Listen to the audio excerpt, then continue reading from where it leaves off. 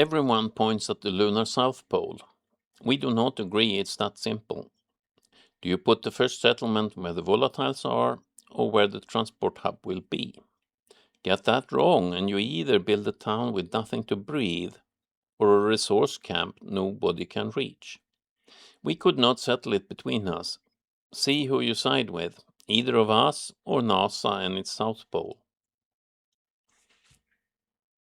Where on the moon? We're obviously going to the moon. That's easier and closer than anything else. But where on the moon? I think it should be near one of the poles, but not at the pole because that's too narrow an area.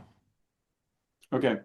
I think it should be at geographical 00, which is the center of near side, because that is where we're going to build the lunar space elevator, and it will be the transportation hub for all lunar activity. Expand. Badoom, yes, but there is too little volatiles there, and that's the main reason to build by the poles. It is that there are volatiles, and Well, there are volatiles a fair bit from the actual pool. Yeah, you want to protest against this?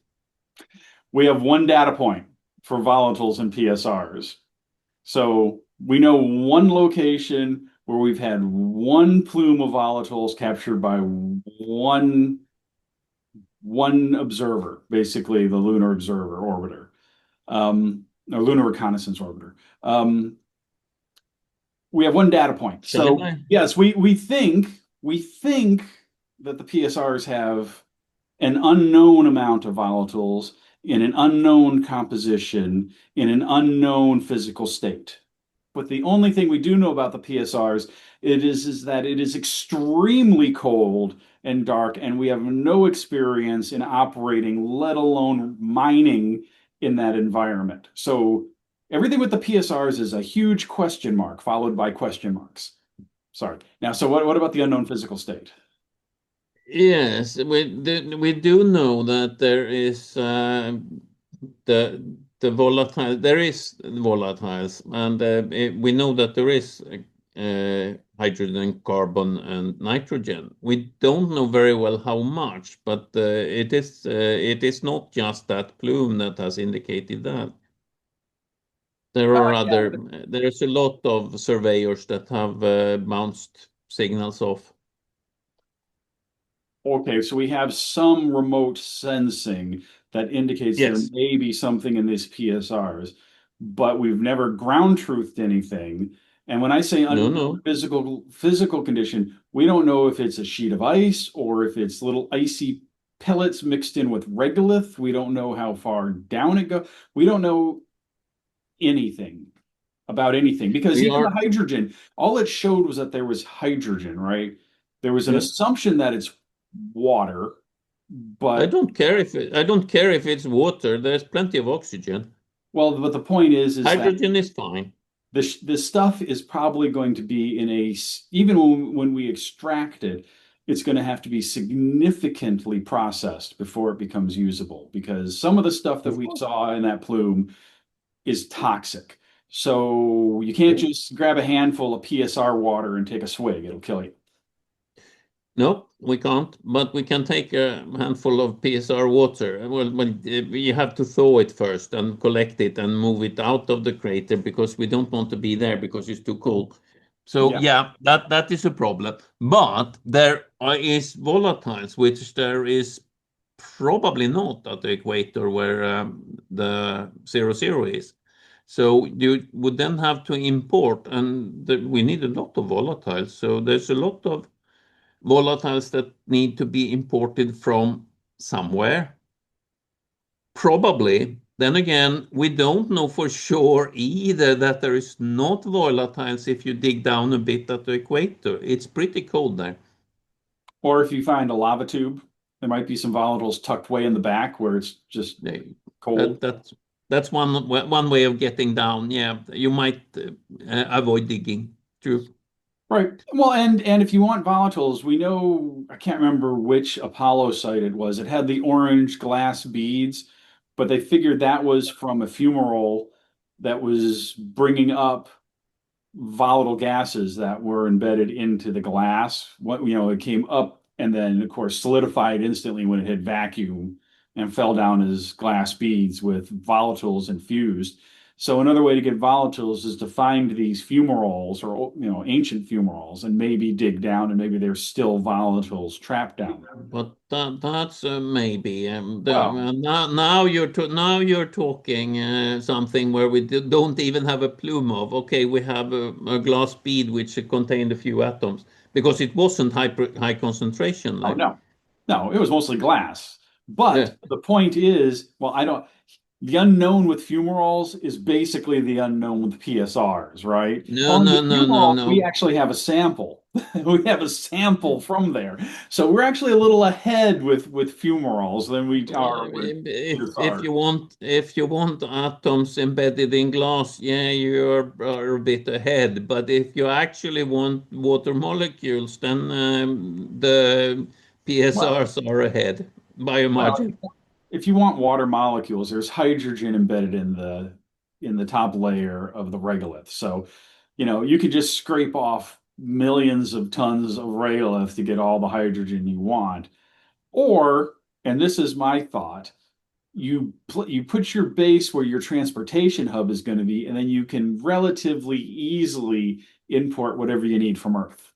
Because the effort to get, say, 10 tons of refined nitrogen for your atmosphere and agriculture from the PSRs, all the effort and infrastructure and cost involved in that versus 10 tons of refined nitrogen in the form of ammonia. You're also getting hydrogen too, shipped from Earth, which would be a known cost, known quality, and maybe even a known schedule, because by then, if you're regularly shipping stuff in and out, everything's going to be on a schedule. So, and I know we want to be self-sufficient, but self-sufficiency is a long-term goal that may never happen for the moon. If you talk about, there's one thing we disagree on as well. I think self-sufficiency should be the goal. Because if it's not self-sufficient, it will not last. well, but that's the same for anything, right? Everything on Earth is on a knife's edge. At any moment, it can all collapse. So, Earth is self-sufficient. well, until we screw it up. Until I'm talking about, I'm not talking about Earth in general. I'm talking about human civilization on Earth. We could lose civilization at any point. And so you can't say, well, something could happen. We might as well not do it. It's the same for our lunar settlement.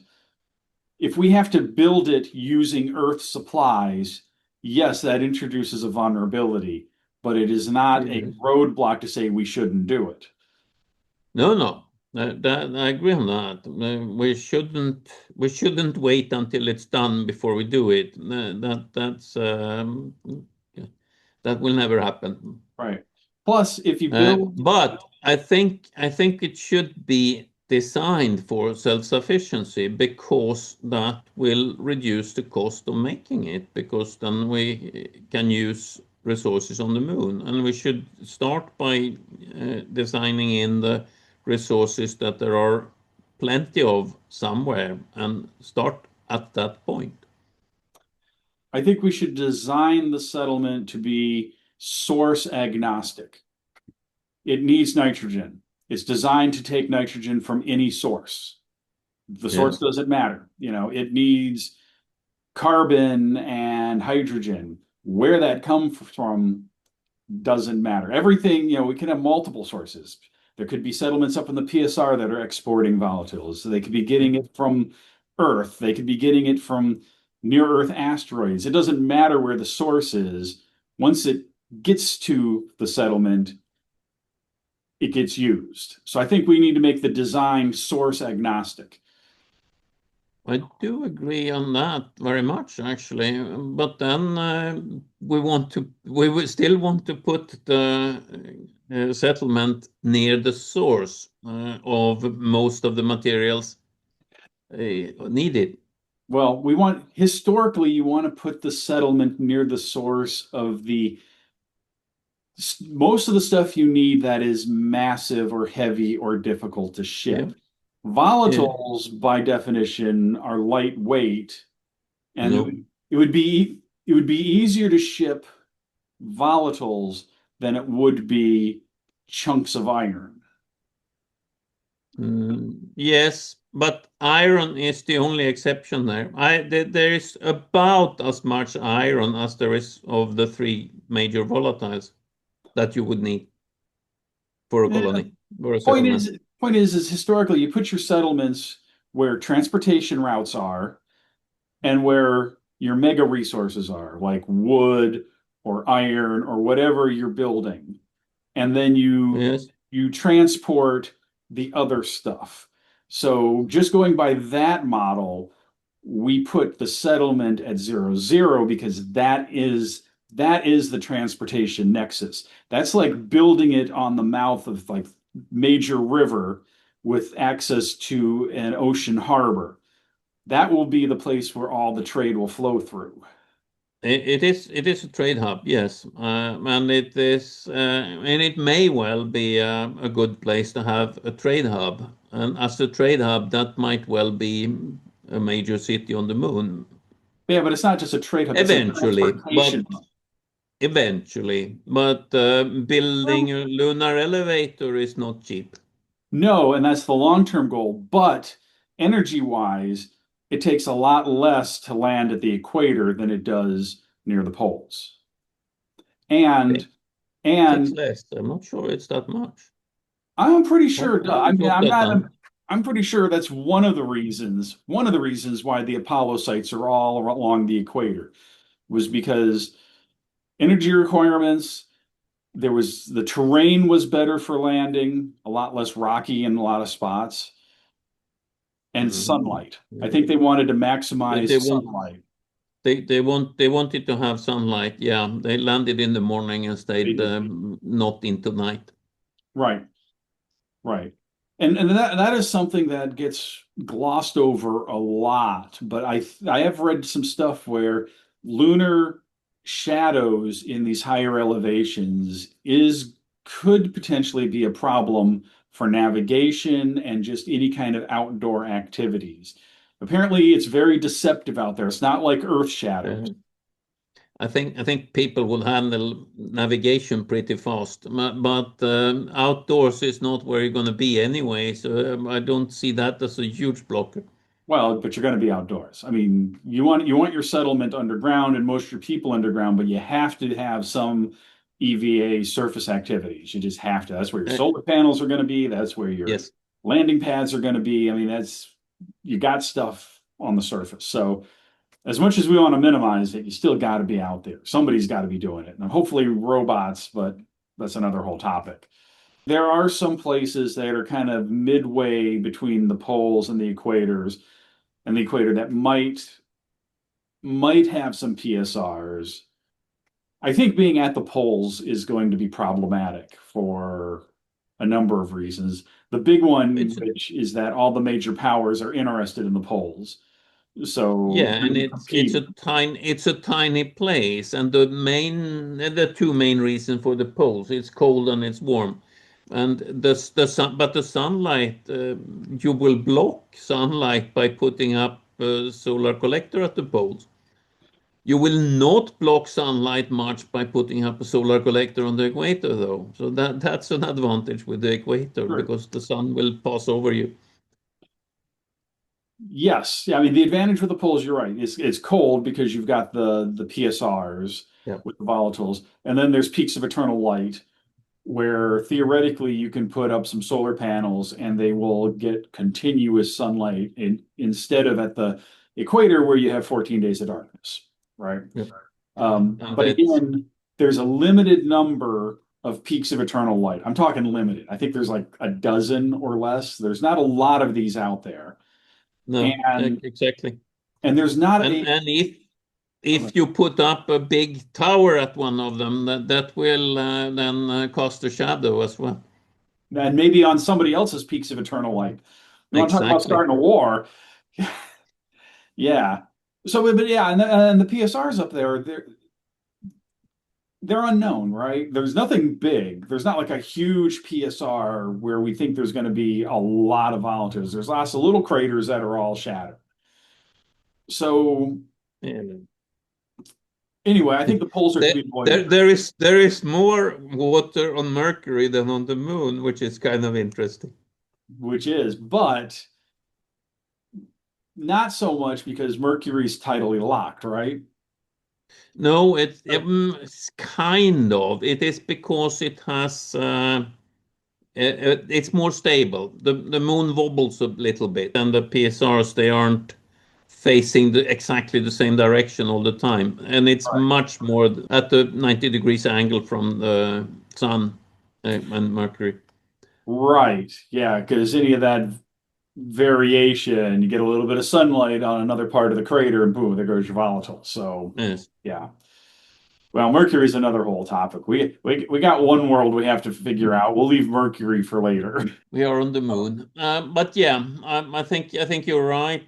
For transport hub or railway station, then building it on 00 even before there is any elevator in the cards, that's still a pretty good idea. You can see the Earth. That's an advantage.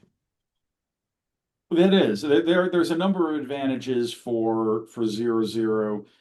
And it's like the ones we went over, but there's also you get access to a better suite of materials. Up in the poles, it's mostly highland materials and orthosite. You're not going to find a lot of basalt. Yeah, no, I'm not going on the poles. My suggestion was near the poles, and then you can get far enough from the poles that you get both basalt and andesite. You do. There's Mare Frigidoris, I believe, is close to the poles. It's kind of like at 45 degrees instead of, not mid, just a little bit higher than that, but it's a basalt, right? It's a mare, so you get access to basalt. I don't know if there's any PSRs near. I think you need to be around, say, I think 45 is too far towards the equator. You to 60. But yeah, so around 60. I do think you can get basalt there. It's not huge areas, but there are some. Yeah. I don't know, and I don't think anybody really knows until we go there, but I do think that there is pretty well accepted where there are basalt and where there isn't. well, yes, basalt. I was talking PSRs. Yeah. Yeah. Yeah, PSRs also, that where there are PSRs, you don't know for sure that they have any volatiles in them. It just seems likely. Yeah. I'm still a little skeptical about knowing where the PSRs are. Yes, we've got photos. Yes, we've got computers that have said that, according to our calculations, light never gets into this area. Great. Let's go ground truth that, right? Let's go figure that out. My thought is that if you build the first settlement at 00, even if it's going to be a long time before you actually build out the elevator, because it will, right? I mean, it's going to be it will be the largest construction humans have ever made. The cable itself has got to be 100,000 miles, right? It's gargantuan. Largest diameter, yes, and that counts. Yeah, Norway is the largest country. Oh yeah? Yeah, it's the only country who has territory on both the North Pole and the South Pole. And I'm pretty sure nobody else has diametrically opposite positions on the globe. Good for them. Yeah. Anyway, the elevator is a long-term thing, like self-sufficiency, right? But there's good logistical reasons to be on the equator, like we've talked about. Yep. And if you build your first settlement there with access to the mega materials that you need, iron, aluminum, titanium, stuff like that, then that would be a good place to then build the stuff for the next settlement, maybe up in a PSR. Instead of having to ship all of that from Mars. Hydrogen, nitrogen, and carbon are bigger than anything but iron. Yeah, but it doesn't matter because you're not going to easily find those anywhere. You're going to have to import them. So you better import them at a transportation hub than try to get them at some remote settlement up in a PSR. No, I still think you should find a PSR. You should survey it properly so you know for sure that it has the materials you need before you start digging. But that's a different story. All right, let's just look at it from a timeline perspective, okay? From a timeline perspective, you can land and get a settlement operational on the equator and import volatiles from Earth faster than you can establishing a settlement near a PSR and extracting volatiles from the PSR. Because everything involved with the PSR is an unknown. You have to figure out the technology, you got to do the science, you've got to make mistakes, you've got to fix mistakes. There's nothing unknown about servicing. You have to make and fix the same mistakes in the pole, and you can land the same things in the PSR as well. It's not as if just because there are volatiles you have to extract them. You can still do the same logistics operation in the PSR area. It's harder. No. Yeah, it is. It's logistically harder to operate near the poles just from an orbital mechanics standpoint than it is the equator. It's probably a little bit more energy to get down and up again if you want that, which I don't think you want. But still, if you use a little bit of the local resources, that paid for that. Yeah, but the problem is that it's going to take a long time before we can use the local resources at the PSR. We have none of the science. I think that is where our main disagreement in this point is. Well, my main disagreement is that you can't just land at a PSR and start extracting volatiles. You can't land at the equator and start extracting because there's nothing there of the things we are talking about to extract. If you're talking volatiles, absolutely correct. But you know what you can do? You can land your volatiles at the equator. That is an almost known thing. You can still land your volatiles in the PSR as well. Then it might be slightly more expensive for the first lander, but then you can pick it up much faster than on the equator where you can't pick it up because there isn't any. You're not going to, but I don't think anybody's going to be picking up anything from the PSRs anytime soon. There's too many unknowns. It's a very difficult environment to operate in. It's almost 0 Kelvin in those things. We don't have any experience operating in that environment, especially extracting resources. I mean, it's not going to operate. The ice, if it's ice, it's not going to operate like ice as we know it. It is going to. Not until you heat it. Yeah. We know pretty well how to heat stuff. What we don't know is what happens to the PSR if you start putting a lot of heat into that area. Does your PSR suddenly go poof because now you've increased the local environment, the temperature of the local environment? I'm just saying the timeline from landing the start of your settlement to being able to extract volatile resources from a PSR efficiently is much longer than landing at the equator and importing everything you need from Earth to get to the point where that settlement can now build other settlements. The timeline is shorter for the equator. And that also means the cost is shorter for the equator. No, it's not shorter because that timeline is the same for a PSR. If we don't extract, the difference with the PSR is that there is something to extract, which we can try without building another settlement. and building 2 settlements has a longer timeline than building 1 settlement. If you care about the PSRs, if you see the PSRs if I care about volatiles and reducing the cost of importing them. But we have all the volatiles we need on Earth. We have all the iron we need on Earth as well. You're going to need metal. You're going to need a whole suite of building materials. All of that you're not going to ship from Earth. What you are going to ship from Earth is the stuff you're not going to get on the moon easily.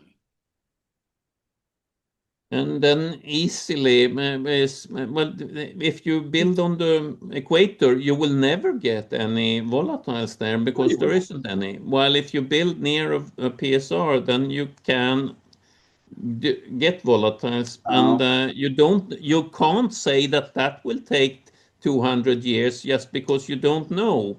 Well, you don't know. And what I'm saying is that since we don't know anything, rolling the dice to build a settlement near a PSR where you're hoping there's enough volatiles to make it worthwhile, you're hoping that we figure out how to extract it, you're hoping that we can do all of this economically and quickly, versus the equator is a known entity, it's known variables.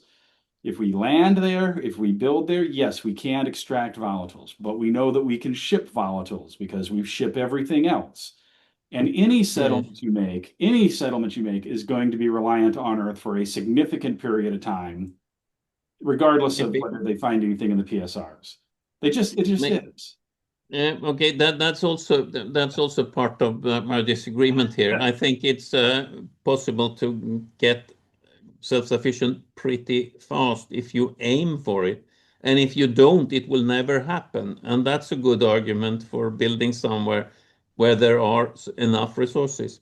But I think we have been covering the same ground a couple of times now, so maybe we agree to disagree here. You can have the last word if you want. Well, just the one more thing about the PSRs is everything is an unknown. We also don't know how much material is there, right? All remote sensing does is tell you what's possibly on the surface, right? It doesn't really give you much in the way of depth.